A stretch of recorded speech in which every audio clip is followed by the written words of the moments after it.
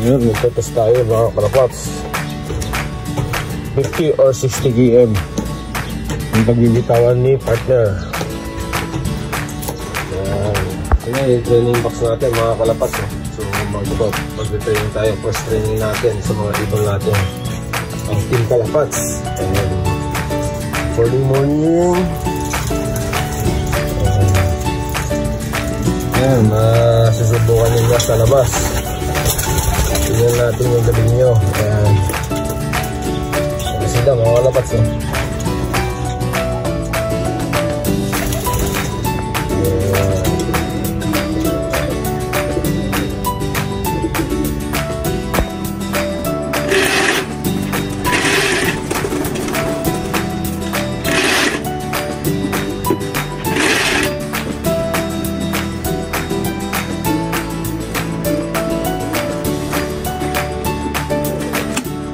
Nag-abang na tayo ng mga ibon natin mga kalapots. So nagbitaw si partner ng 10-15.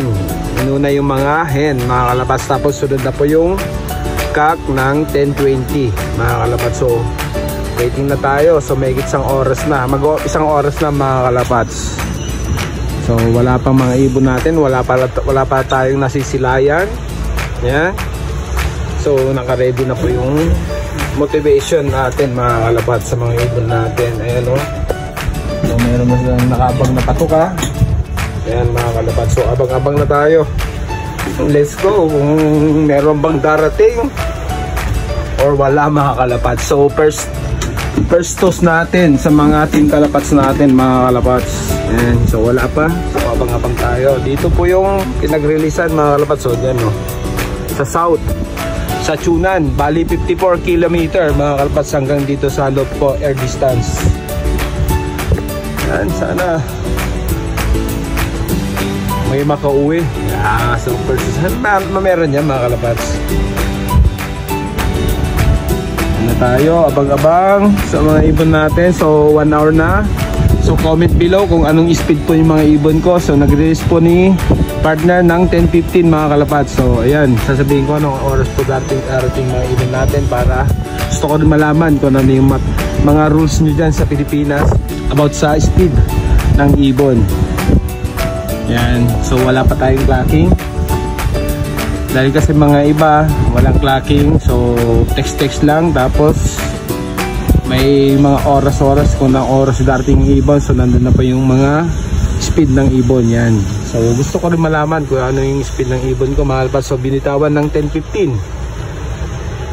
So ano na ngayon, mag isang oras na po mga kalapots. So sakto lang po yun sa mga 54 km.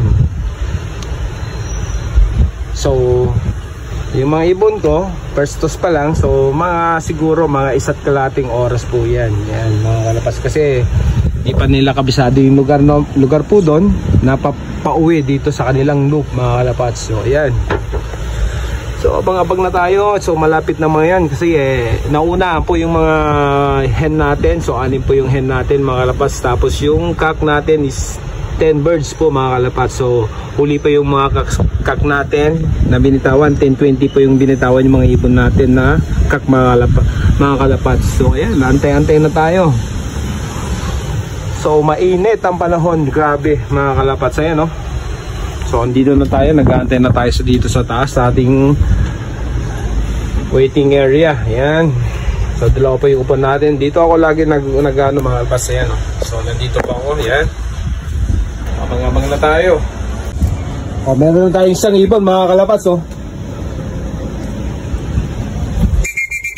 Ayan, oh.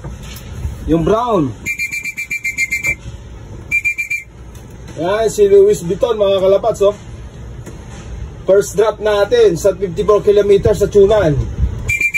Pasok, pasok, pasok. Pasok. Pasok. Pasok. Yan, ang first drop natin, si Louis Vuitton line mga kalapots. Yan yung brown natin. So, ayos. Ayos. Ayan na mga kalapots. Oh.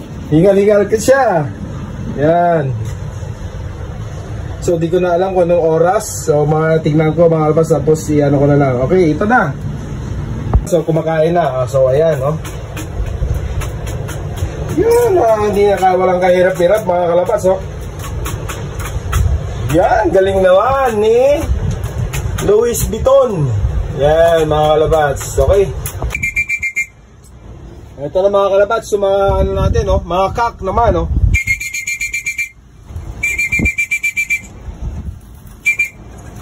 Si Ampon, saka si Embrick mga kalabas, oh. Pasok, pasok! Pasok! 10:40 sila dumating. Pasok, pasok, pasok! Pasok! Yun, yung galing naman mga kalabas, oh. 10:22 binitawan eh. Sila pa na una nakauwi mga kalabas, oh. Yung mga hen, 10:15. Ayos! Yan na mga kalabas, oh. 54 km. First training natin mga kalabas. So nagbitaw si partner ng 10:15. So dumating yung ibon natin 11:40. Yan, ito na yung magkasama si Embrick tapos si Ampon. Mga kalabas, yung anak ni Ampon, ayan, oh. Yan. So ito, may patukan na tayo. So ang bilis nila pumasok. Di na sila nagtatambay mga kalabas. Mga ganyan yung ano natin, mga ibon natin mga kalabas, oh. Nauna pa dumating yung ibon natin na kak mga kalabas. So binitawan ni partner ng 10:20. So dumating yung ibon natin 11:40 mga kalapats. Yan, 1 hour and 20 minutes sa 54 km. So anong speed nun mga kalapats? So please comment below para malaman ko naman kung ano yung rules nyo dyan sa Pilipinas about sa pagtingin sa speed. So ayan o yung second drop natin. Magkasama po si Ampon, anak na Ampon, tapos si Embrick natin mga kalpas, cross sa Jansen Stitch. Yan. So yung first drop natin ay binitawan ng 10:15. Tapos yung cock is 10:20 mga kalapats. Yan, galing ah. Kung magpapainom tayo, so konti-konti lang yung papainom natin. Yan, para hindi lumobo po yung tiyan. Yan mga kalapats, oh. Konting-konti lang yan. Ano lang, para mano yung lalamunan lang mga kalapats. Okay, good. So may 3 birds na tayo. Ayan, oh. Yan.